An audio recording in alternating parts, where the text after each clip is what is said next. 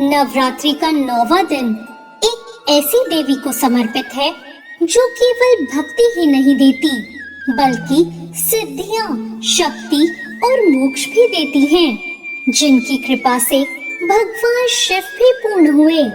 वो है माँ सिद्धिदात्री।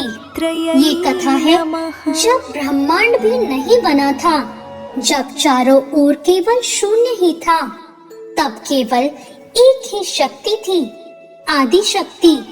उसी आदि शक्ति का एक रूप माँ सिद्धिदात्री है। सिद्धि का अर्थ होता है अलौकिक शक्ति। माँ सिद्धिदात्री अपने भक्तों को 8 प्रमुख सिद्धियां देती हैं। अणिमा यानी सूक्ष्म होना, महिमा यानी विशाल होना, गरिमा, लघिमा, प्राप्ति, प्राकाम्य, ईशित्व और वशित्व। एक समय जब भगवान शिव ने माँ सिद्धिदात्री की कठोर तपस्या की, वे इन सिद्धियों को प्राप्त करना चाहते थे।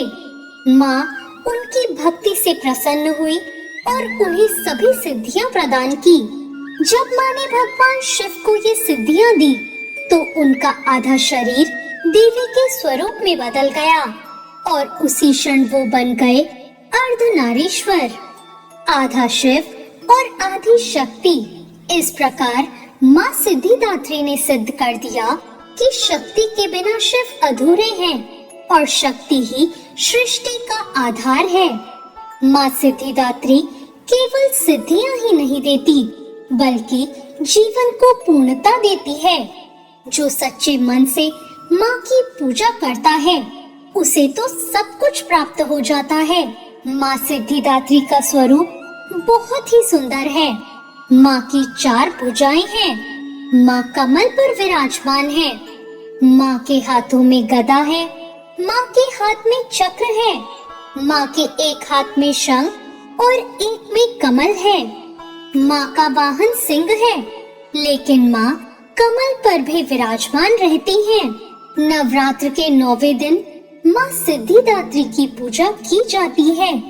माँ की पूजा के लिए सुबह स्नान करें, साफ और हल्के रंग के वस्त्र पहने, माँ की प्रतिमा या चित्र को स्थापित करें, उन्हें गंगा जल अर्पित करें, माँ के सामने दीपक जलाएं, माँ को फूल चढ़ाएं, भोग लगाएं, माँ के मंत्र का जाप करें और अंत में आरती करें। माँ को तिल का भोग लगाया जाता है।